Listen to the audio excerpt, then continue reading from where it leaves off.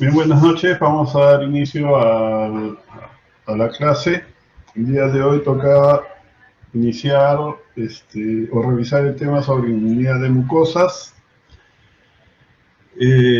Bueno, de todas las mucosas, ¿no?, que tienen tejido linfoide asociado, la más estudiada y la más conocida es la mucosa del tracto gastrointestinal, ¿no? Hay otros órganos que también poseen tejido linfoide asociado, como por ejemplo la conjuntiva ocular, la orofaringe, ¿no? Que es tejido linfoide asociado a la orofaringe, que es el NALT, o nasofaringe, que es el NALT, ¿no?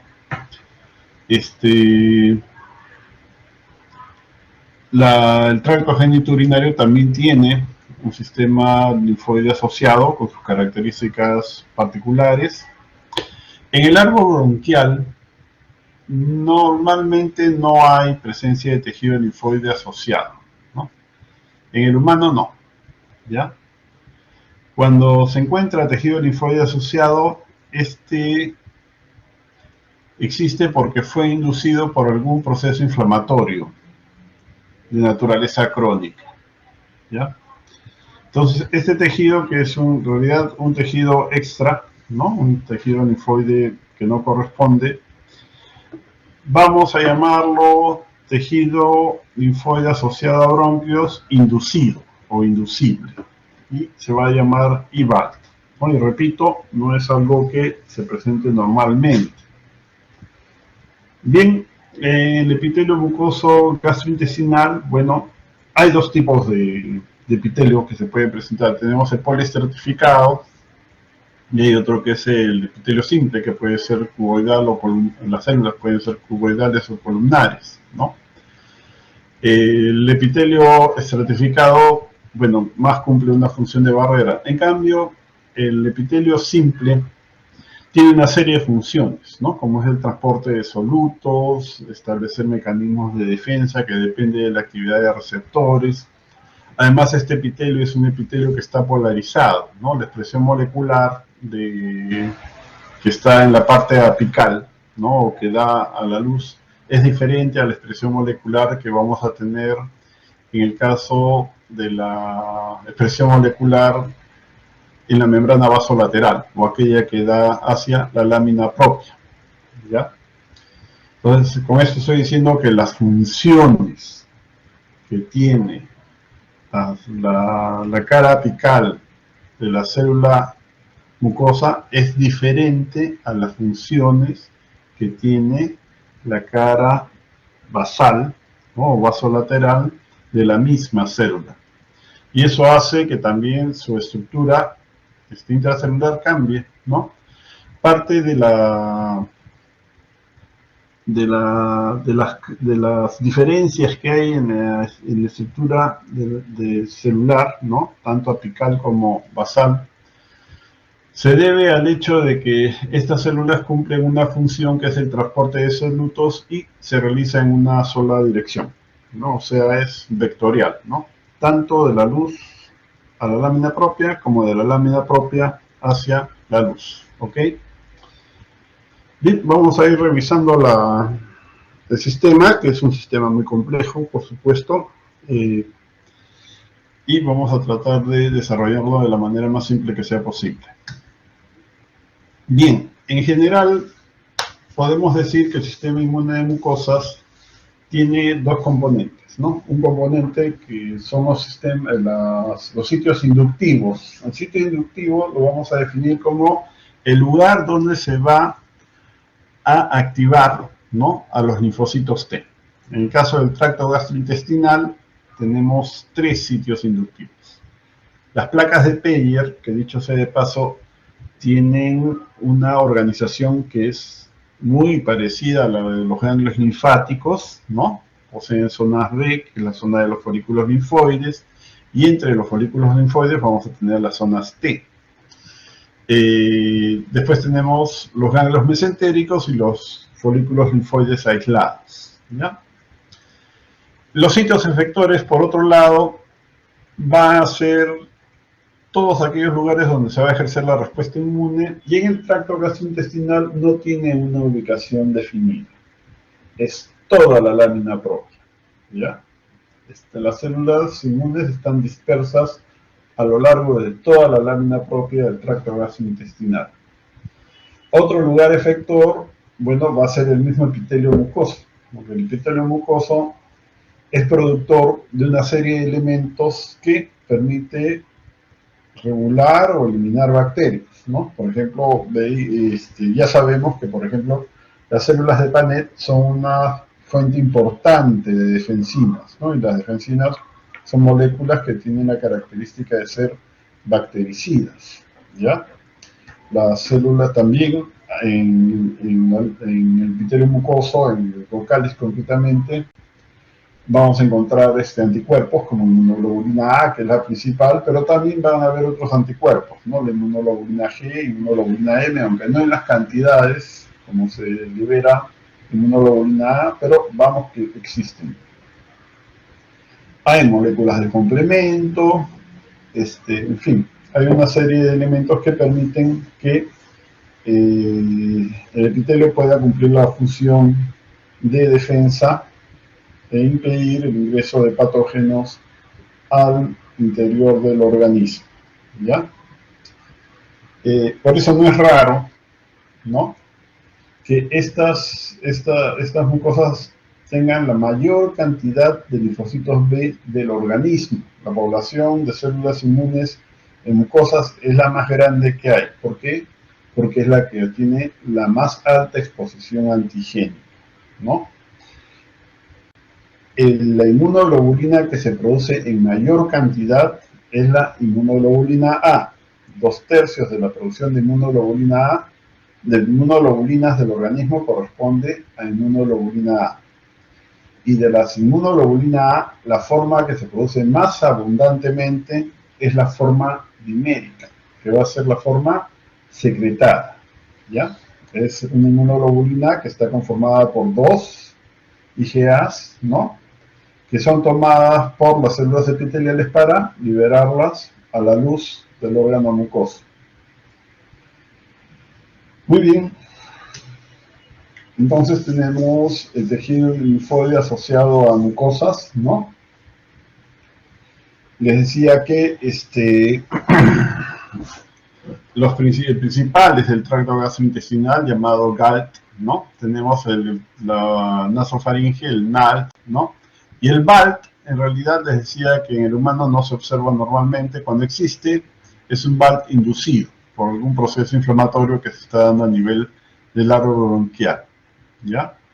La conjuntiva ocular tiene su propio sistema linfoide asociado, ¿ya? Las glándulas mamarias, ¿no?, tienen también su propio sistema mucoso asociado, ¿ok? En el tracto gastrointestinal, bueno, parte del componente de linfoide asociado se ubica en las placas de Peyer, muy importante, ¿no? Les dije que los linfocitos que se encuentran ahí, los B, son productores principalmente de la IgA, la forma secretoria.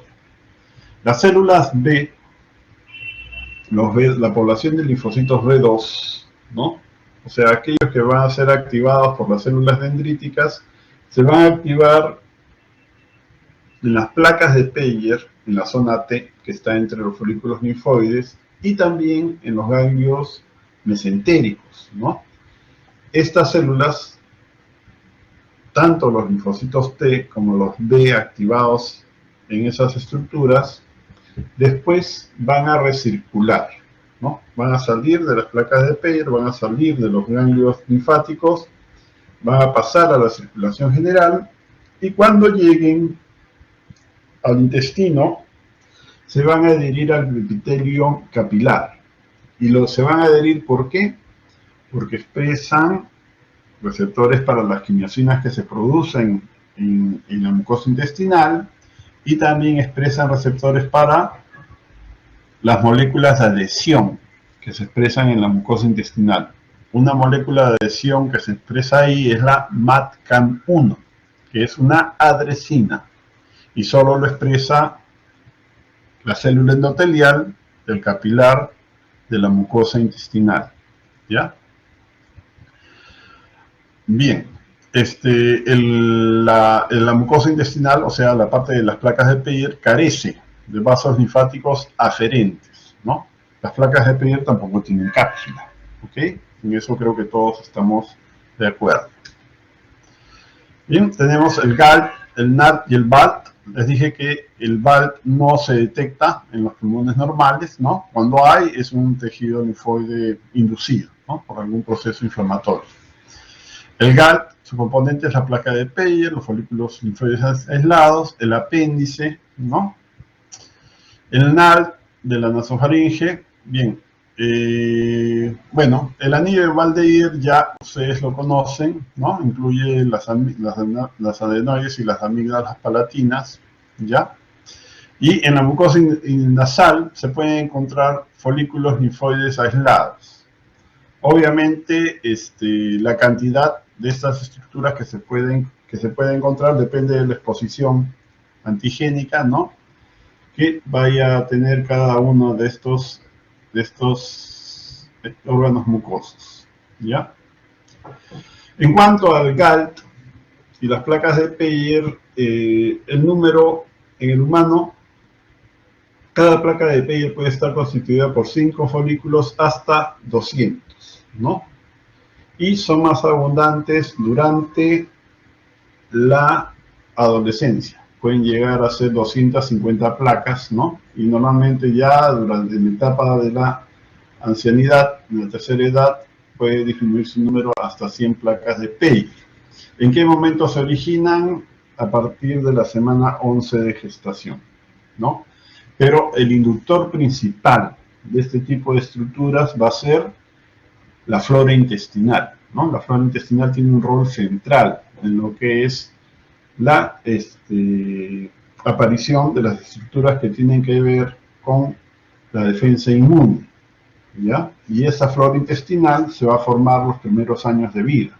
Y una vez que la flora intestinal se ha formado, no importa dónde vayan ni qué coman, esa flora intestinal ya no cambia, ¿ya? Se mantiene igual. Bueno, en general, el intestino intestinal alberga más o menos 30.000 folículos aislados, ¿ya? Y conforme se van ubicando más distalmente, su número va a ir aumentando. Entonces, en la mucosa intestinal, bueno, en el caso de la mucosa intestinal, la barrera está constituida por una capa de moco muy grueso, ¿no?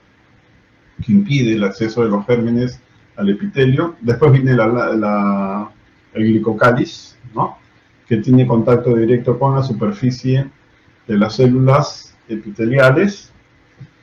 En el caso del intestino y del bronquio es una monocapa, ¿no es cierto? Es una monocapa y es una monocapa que tiene células que tienen las características que les comenté hace un rato, ¿no?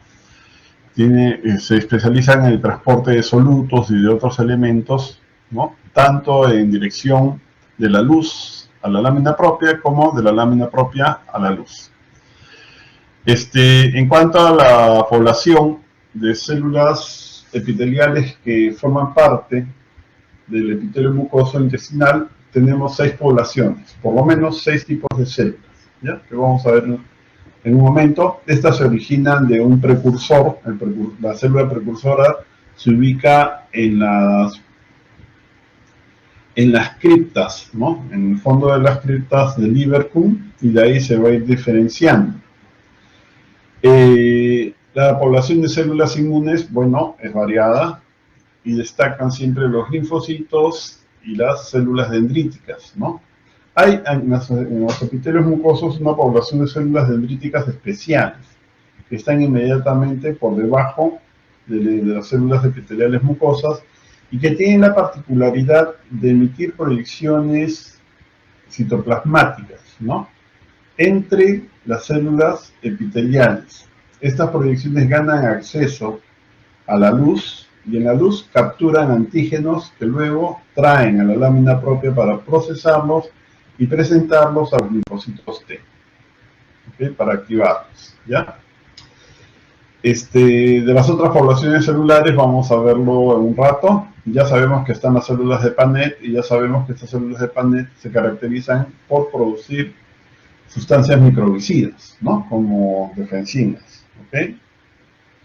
Y la población de células plasmáticas es abundante, ¿no? La principal población va a ser aquella que es productora de inmunoglobulina A, pero también hay células productoras de inmunoglobulina M y de inmunoglobulina G.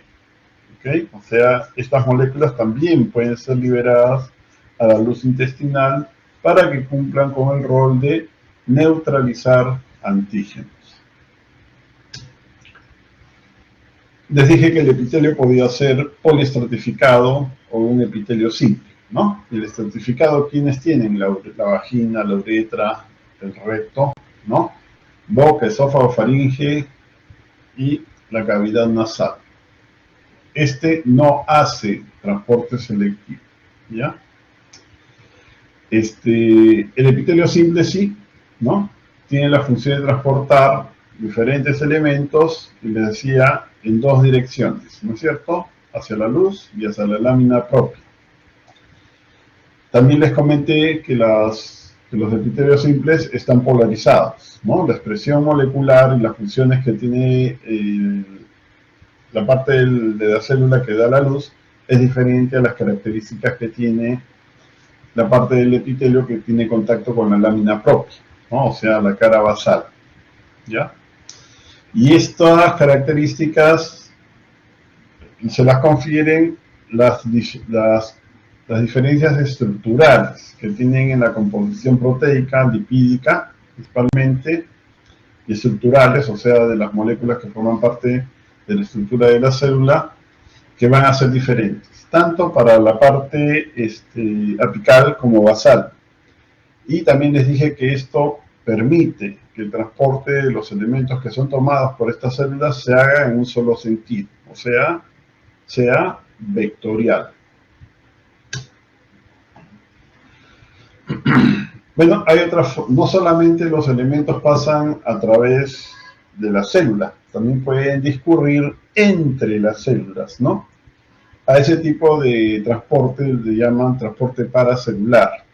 En los epitelios, particularmente el tracto gastrointestinal, las uniones que se establecen entre las células epiteliales son principalmente de dos tipos. Las uniones estrechas y tenemos las uniones que tienen los dermosomas, ¿no?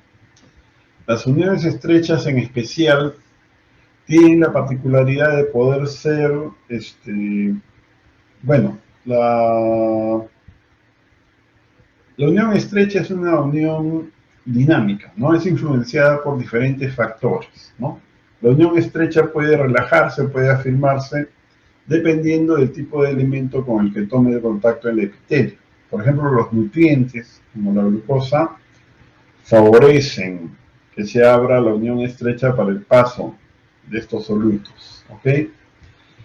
En cambio, otros elementos lo que hacen es afirmarla, ¿ya? Hacen que la unión estrecha se afirme y no permite el paso de solutos, ¿ok?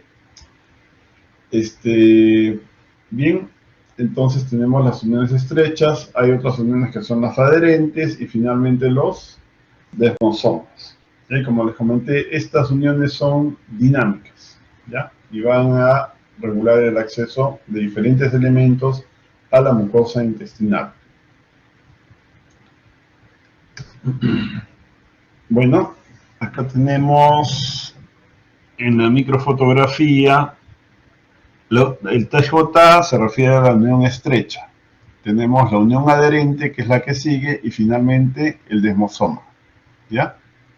A nosotros nos interesa sobre todo la unión estrecha. La unión estrecha interactúa con moléculas que forman parte del citoesqueleto de la célula, ¿ya? Entonces, por ejemplo, acá en el dibujo tenemos moléculas que forman parte de la unión estrecha, claudinas, ¿no? Que se fijan a zonulinas, y las zonulinas interactúan con las fibras de actina, que ya forman parte del citoesqueleto celular. Tenemos las uniones HAM, ¿no? Acá está la traducción. Las moléculas de adhesión, ¿no? Adherentes o estrechas, o de juntura, como gusten. Tenemos el receptor para virus Coxsackie y adenovirus. Es una molécula que también lo usan los virus Coxsackie y adenovirus como receptor, ¿ya?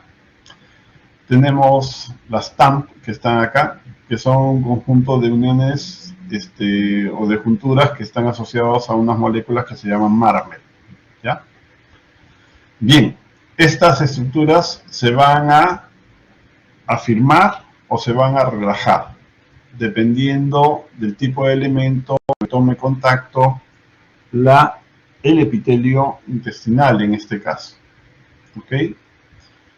En la medida que la actina de alguna manera se activa, esta actina y la miosina también, van a jalar la unión estrecha para abrirla. ¿Okay? Se contrae la actina, se contrae la miosina y la juntura se abre. Se permite el paso de los elementos entre las dos células. Bien, entonces les decía que la dieta, los elementos de la dieta van a incrementar la permeabilidad, ¿ya? Porque se activa la sinasa de la cadena de actina, como les decía hace un rato. Interleuquinas proinflamatorias también incrementan, ¿no?, la permeabilidad de las células de las uniones intercelulares, ¿ya? Se incrementa por la activación de la cadena de miosina, ¿no?, que vimos hace un rato, y también se incrementa por el incremento de la expresión de la molécula de claudina, ¿ya? Esta molécula de claudina lo que va a hacer es favorecer el flujo a través de poros en la membrana celular. Elementos de los microbios, como acá el ejemplo está el del Clostridium perfringens, que también relaja las uniones, ¿no?, que por amplificación de la expresión de claudinas, y la toxina del Vibrio cólera, pero en este caso el incremento de la permeabilidad se debe a la destrucción del epitelio mucoso, ¿no?, porque la toxina induce muerte por apoptosis de la célula del epitelio mucoso. En cuanto a los tipos celulares, les comentaba que son 6, y los 6 surgen de un precursor, ¿no?, que se encuentra en las criptas del Lieberkühn, y este precursor va a tener la expresión principal de dos moléculas, ¿no?, la LGR5 y la prominina 1, ¿ya? La LGR5 es una molécula que le confiere a la célula actividad mitótica, ¿no? Y bueno, como toda célula que tiene una alta tasa de mitosis, estas células son susceptibles de daño debido, por ejemplo, a radiaciones, ¿no?, o al uso de elementos citotóxicos que se utilizan en las quimioterapias contra neoplasias, ¿ya? Estas células también son afectadas. Las líneas celulares, acá tenemos la cripta de Lieberkühn, que ustedes conocen perfectamente, y en el fondo están los precursores, ¿ya? La célula precursora, que dependiendo de su ubicación, va a dar origen a diferentes líneas celulares, ¿no? Tenemos que del stem cell o del stem cell va a surgir, por ejemplo, las células de Paneth, primera célula, ¿ya? Estas productoras de defensinas, eso ya lo sabemos. Y después tenemos los otros linajes celulares, ¿no? Las células en penacho, que son células sensoriales que, por ejemplo, pueden detectar la presencia de parásitos en el intestino, ¿no? Las células productoras de moco, que son las células de Goblet, esa es la otra línea celular que se va a generar. Células enteroendocrinas, su nombre lo dice, son células productoras de hormonas intestinales, ¿no? Tenemos a los enterocitos. El enterocito, dentro de su expresión de membrana, por ejemplo, en la cara apical expresa receptores tipo TOL, O sea, es capaz de reconocer los PAMPs que están asociados a los patógenos, ¿no? E iniciar respuestas de defensa, ¿ya? Y hasta la cara basal, estas células expresan, por ejemplo, moléculas de coestimulación que permiten activar a los linfocitos T, ¿no? Una vez que llegan a la mucosa, ¿ya? También son células productoras de citoquinas, ¿no? O sea, tienen varias funciones. Y finalmente tenemos a una línea especial de células epiteliales que son las células M. La célula M va a formar parte de un epitelio que está próximo a los folículos linfoides, ¿ya? Y que se llama epitelio asociado a folículo. Más o menos del 20 a 30% de la población celular del epitelio asociado a folículo está constituido por células M. La célula M tiene como función la de captar antígenos de la luz para transportarlos hacia la lámina propia. Como ustedes ven, su cara vasolateral es cóncava, ¿no? Y en esa concavidad alberga células presentadoras, células dendríticas, macrófagos, linfocitos T, linfocitos B, linfocitos T principalmente, que van a ser activados por las células dendríticas, las que van a capturar aquellos antígenos que son trasladados de la luz a la lámina propia por parte de la célula M, ¿ya? La célula M no tiene capacidad degradativa. La célula M captura el antígeno y lo transporta prácticamente intacto. ¿Cuánto le tarda a la célula M transportar el antígeno? Más o menos 10 minutos, ¿ya? La tasa de recambio celular del epitelio intestinal es muy alta, ¿no? Es muy alta y supuestamente esto previene, por ejemplo, la aparición de tumores, ¿no? Porque las células neoplásicas también son eliminadas rápidamente, ¿ya? Bien, las células epiteliales, ya les comenté, ¿no? Su expresión molecular le permite expresar receptores de inmunidad innata para la respuesta innata y también receptores que corresponden a la inmunidad adaptativa para activar células de la respuesta adaptativa.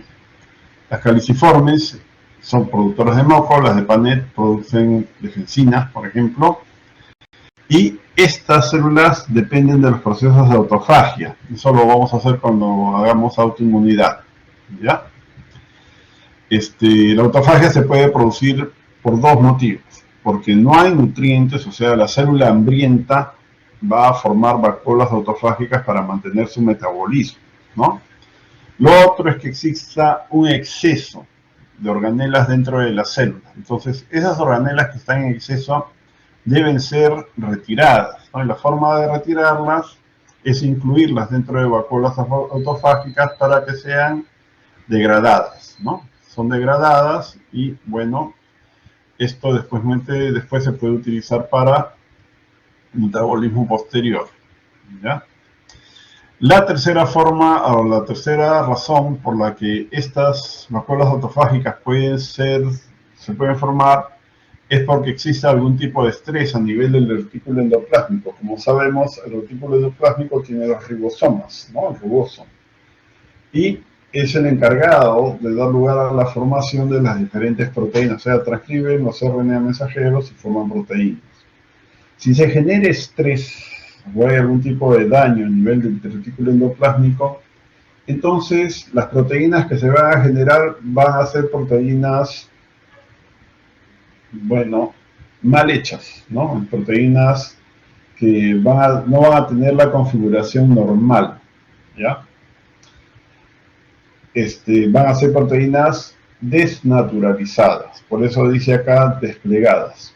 Esas moléculas que no pueden ser utilizadas también son incluidas dentro de vacuolas autofágicas para finalmente ser eliminadas, ¿ya? Las células enteroendocrinas, bueno, ya les dije que producen, las enteroendocrinas producen hormonas, ¿no? Entre ellas factores neuromorales. Las células en penacho son células sensoriales, ¿no? Son productoras de interleuquina 25. La interleuquina 25, ya lo revisamos, la 33 y la linfopoyetina tímica estromal activan a la población de células linfoides innatas del grupo 2, ¿no? Y estas son secretoras de interleuquina 4, 5, 13, ¿no? Y la interleuquina 13 tiene acción sobre las células mucosas, haciendo que éstas produzcan más moco, ¿no? O sea, estas células van a intervenir favoreciendo el tema de función de barrera de los órganos mucosos, que es motivo de la revisión por sus compañeros en los seminarios de esta semana. Y finalmente tenemos a las células M, que ya les comenté cuál es su función, ¿no? Y se ubican mayoritariamente en las placas de Peyer y en el epitelio asociado a folículo. Bueno, además del epitelio, que como ven es bastante especializado, tenemos linfocitos intraepiteliales que son de tipo CD8. Los linfocitos CD8 que van a expresar una integrina, al igual como sucede en la piel, ¿no? Expresan una integrina que les permite adherirse a las células epiteliales del epitelio mucoso, ¿no? Para terminar constituyéndose en linfocitos intraepiteliales. Es la misma figura que se presenta con los linfocitos CD8 que terminan uniéndose, ¿no?, a los queratinocitos y se transforman también en linfocitos intraepiteliales. Como se imaginarán, la variedad celular es amplia, ¿no? Va a haber macrófagos, polimorfos nucleares, células dendríticas, basófilos, mastocitos, etc. Todo lo necesario para poder establecer la respuesta de defensa cuando se requiera. Bien, les comenté que el epitelio intestinal es un epitelio secretor, ¿no? Y dentro de los elementos que secreta tenemos mediadores inflamatorios, ¿no? La célula epitelial mucosa intestinal tiene receptores tipo TOL, reconoce PAMPs, produce citoquinas, ¿ya? Y también se produce en el epitelio una serie de elementos antimicrobianos, y aquí tenemos algunos, ¿no? Lactoferrina, lisozima, peroxidasa, catericidina, defensinas alfa, eso lo hacen las células epiteliales, y las células de Paneth producen defensinas beta, ¿ok? Todo esto regula cómo está conformada la microbiota comensal, ¿no? La microbiota comensal tiene sus características propias, ¿ya? Cada sujeto tiene su propia microbiota y la microbiota también interviene en la forma como se va a conformar el sistema inmune de defensa en el tracto gastrointestinal. Si hablamos del tracto gastrointestinal. Y les repito, esto se configura los primeros años de vida y queda ahí. No importa dónde se vayan a vivir, esa flora no va a cambiar, ¿ya? Los epitelios también se expresa esta molécula que es el factor acelerador de la degradación, ¿no? Que es una molécula que separa, ¿no? O bloquea la actividad de las convertasas de C3.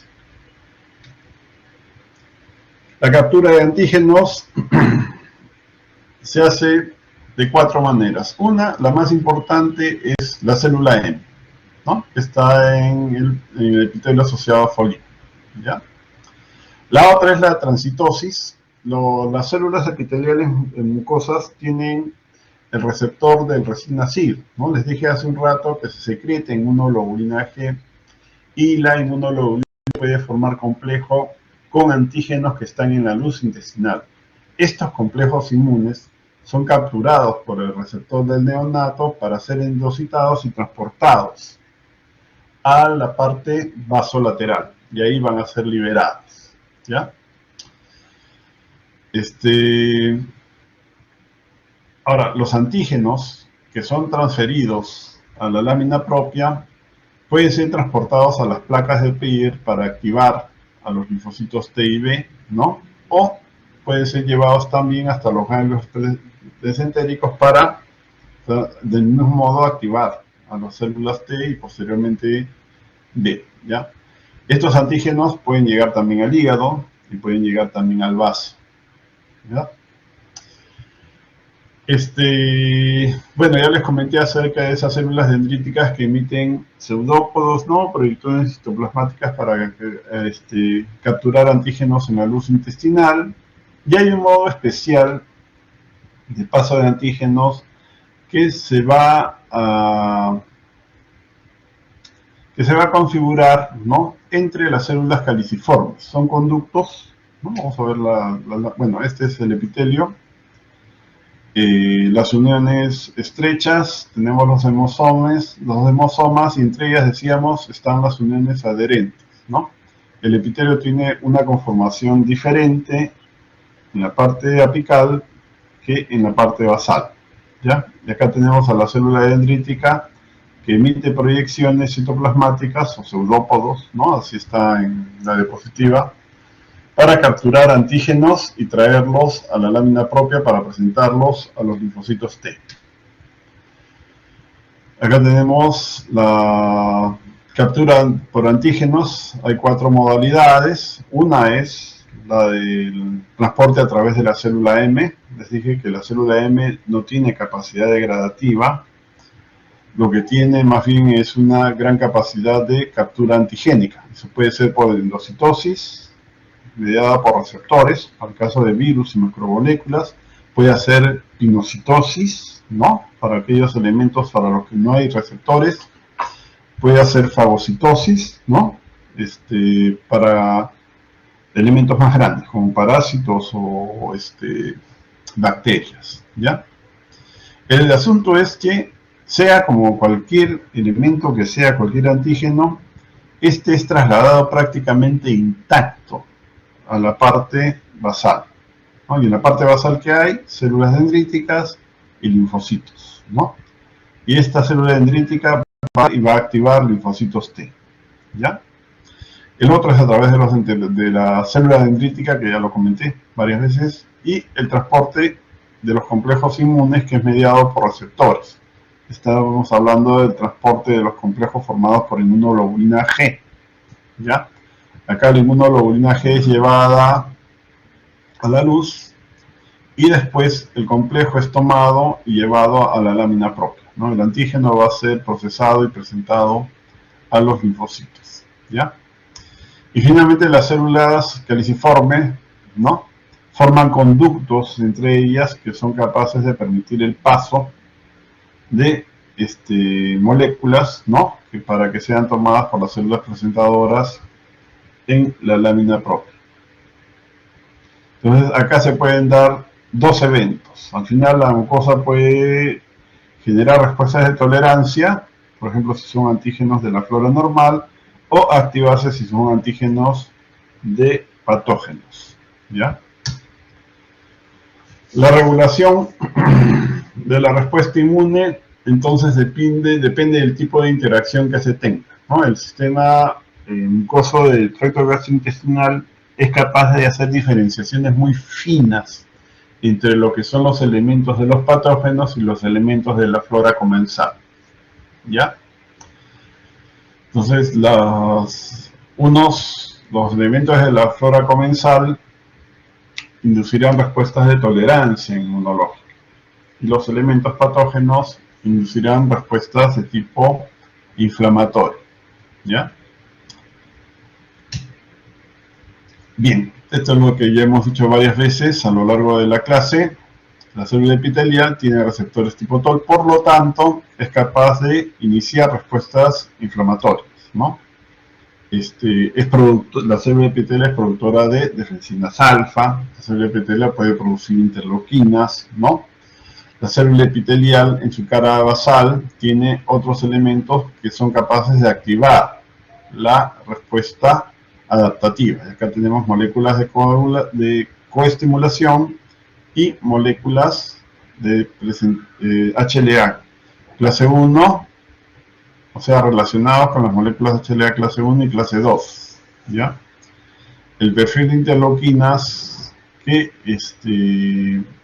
las puede activar bueno, da lugar a la producción también de mediadores que tienen que ver con las respuestas de defensa.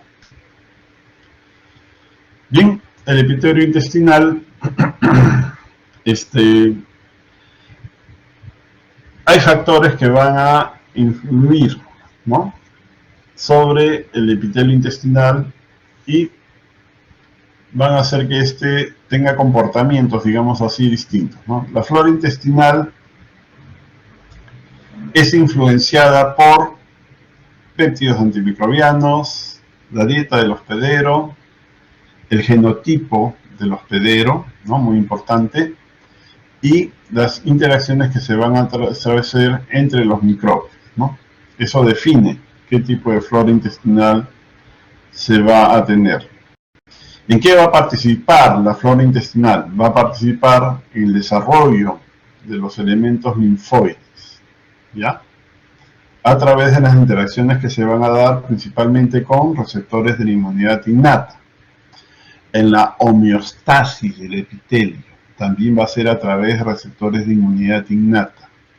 Y la digestión de nutrientes, eso ya lo sabemos, ¿no? Eso ya lo sabemos. ¿Qué factores van a influenciar las células epiteliales? Bueno, interleuquinas, o sea, inflamatorias, ¿no?, factores de crecimiento, la señalización de la inmunidad, de receptores de inmunidad innata. ¿Y qué va a participar el epitelio? Por ejemplo, si hay si hay activación de receptores tipo TOR, bueno, va a haber producción de interleuquinas, ¿no? Y así, la producción de péptidos antimicrobianos, etc. Después también las células inmunes van a ser alteradas por elementos que son producidos por el epitelio intestinal, ¿no?, y también por productos que son generados por los microbios. Entonces, ¿qué vamos a tener? Lo que es la presentación antigénica por parte de las células presentadoras, ¿no?, y también la homeostasis, ¿no?, a través de la generación de citoquinas, ¿no?, y factores de crecimiento, ¿ya? Bueno, el epitelio asociado a folículo ya hemos comentado algo en la clase. Les decía, está próximo siempre a un folículo linfoide y tiene sus características propias. Una de ellas es la población celular. Una de las células más importantes que forman parte de este epitelio es la célula M, ¿no? Y las otras células tienen sus particularidades, ¿no? Por ejemplo, las células de Panet, que forman parte del epitelio asociado a folículo, casi no producen defensinas beta, o no producen, ¿no? Los enterocitos no expresan receptores tipo TOR. Y la presencia de células caliciformes es prácticamente inexistente, o sea, no hay moco. Esto hace que esa porción del epitelio mucoso tenga contacto libre con los antígenos que se encuentran en la luz de los órganos mucosos y facilita el proceso de captura de antígenos y transporte, ¿no?, hacia la lámina propia. ¿Ok?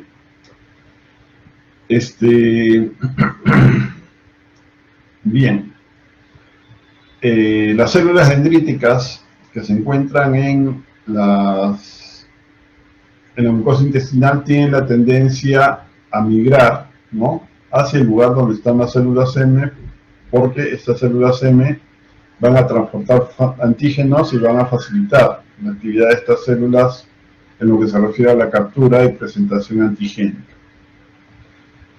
Bueno, las células M van a estar en las placas de Peyer, ¿no? En las placas de Peyer, obviamente, van a formar parte del epitelio de los folículos linfoides aislados. En el apéndice también vamos a tener, en el recto, en las criptas de adenoides y amígdalas. O sea, también vamos a tener células M en la parte nasofaríngea, ¿ya?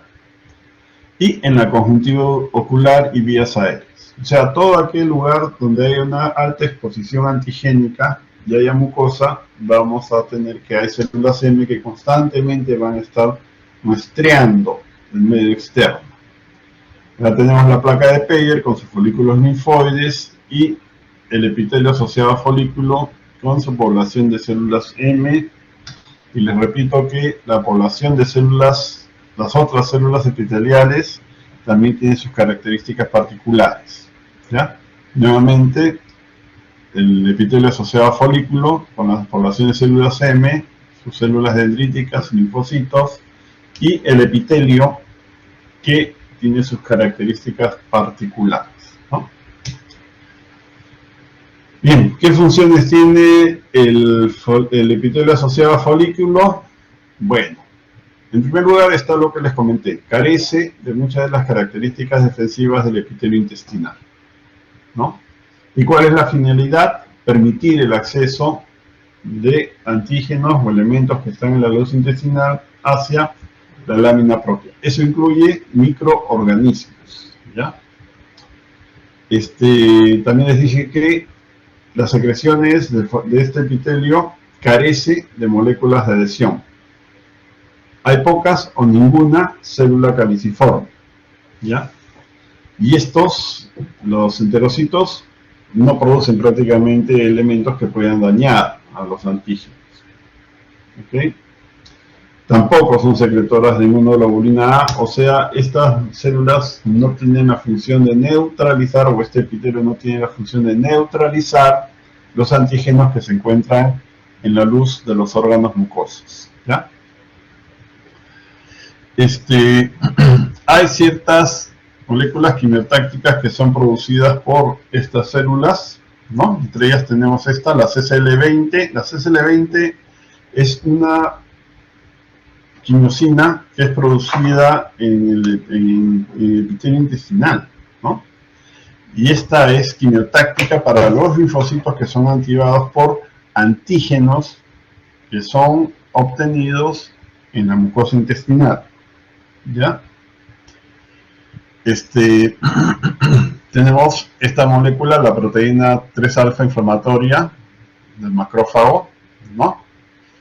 Que también atrae células dendríticas, o sea, es una de las razones por las cuales las células dendríticas migran hacia el epitelio asociado a folículo. Y también esta quimiosina atrae, ¿no?, a los linfocitos que van a expresar este receptor, el CCR6. ¿Okay? Obviamente, la expresión genética, el FAE no se escapa de esto, es regulada también por la microbiota normal, ¿ya? Bueno, las células M ya hemos hablado bastante. Las células M viene de microfolio, ¿no? ¿Por qué? Porque en su cara luminal la célula M tiene numerosas invaginaciones, y estas invaginaciones le dan una superficie de contacto con la parte luminal muy grande, y esto facilita la capacidad que tiene esta célula para poder capturar antígenos para transportarlos a la lámina propia. Ya les comenté acerca de la parte vasolateral, que es célula SAI, ¿no? Es cóncava. La expresión la expresión molecular de la membrana vasolateral es diferente a la de las membranas laterales, ¿no? Las membranas laterales expresan moléculas de caderina, o sea, pueden unirse a las células epiteliales que las rodean. Y en la cara vasolateral más bien tienen la expresión de integrinas que les permiten adherirse a las moléculas de la matriz de la lámina propia, ¿ya? Bueno, entonces, este tipo de organización, ¿no? Las señales que van a ser generadas por las integrinas, por las caderinas, permiten que se organice el citoesqueleto, ¿no? Y se genere la polarización de las membranas, ¿ya? Bueno, ya les comenté acerca de las invaginaciones, ¿no? Esta célula prácticamente no tiene microvillosidades, ¿ya? Y, bueno, además de eso, se supone, ¿no? Se presume que esta célula tiene un receptor para inmunoglobulina A que le permite capturar microbios para transportar, para que cumpla con su función. ¿Ok? Una particularidad que tiene esta célula es la expresión de una molécula quimiotáctica de membrana, que es esta de acá, la CXL16, ¿ya? Que atrae a aquellas células que expresan este receptor, el CXCR6, ¿no? Particularmente lo expresan los linfocitos T y B, obviamente activados, ¿ya? Y además expresan la integrina CD137, que lo van a expresar las poblaciones de linfocitos B, ¿no? Ahora, ¿por qué es esto importante? Porque el linfocito B, una vez que se ha activado, se va a volver, y migra a la mucosa intestinal, se va a volver una célula plasmática productora de inmunoglobulina A, principalmente, y así es el B2. Ahora, para que la inmunoglobulina A secretada, que es la forma dimérica, pueda ser llevada a la célula intestinal, tiene que ser liberada muy próxima al epitelio mucoso, ¿no? Para que esto suceda, el linfocito B tiene que estar pegado, digamos así, al epitelio mucoso, ¿no? Entonces, las moléculas que permiten que esto suceda son el receptor CXR6 y la integrina CD137. Como supondremos, integrina CD137 le va a permitir al linfocito B adherirse, ¿no?, a las moléculas de la matriz del tejido, ¿no?, de la lámina propia, para cumplir su función, diferenciarse a célula plasmática productora de inmunoglobulina A, y después esta inmunoglobulina A podrá ser transportada a la luz intestinal por un proceso que se denomina transcitosis, ¿ya? Entonces tenemos a la célula M, también le dicen célula calva a la célula M. Bueno, transporta, les decía, de todo, ¿no?, incluyendo bacterias y parásitos, ¿ok? La finalidad es que esto sea captado por las células presentadoras para que sea presentado a los linfocitos T, posteriormente se activen células B, y al final tengamos células que se encuentren, células que permitan la respuesta inmune, ¿ya? Bien. En lo que se refiere a inmunidad adaptativa, bueno, ya se comentó a lo largo de la clase que la principal forma o el principal anticuerpo que se va a formar es la inmunoglobulina A, y en su forma dimérica, ¿no?, que es la forma en la que va a ser secretada a la luz intestinal, ¿ya?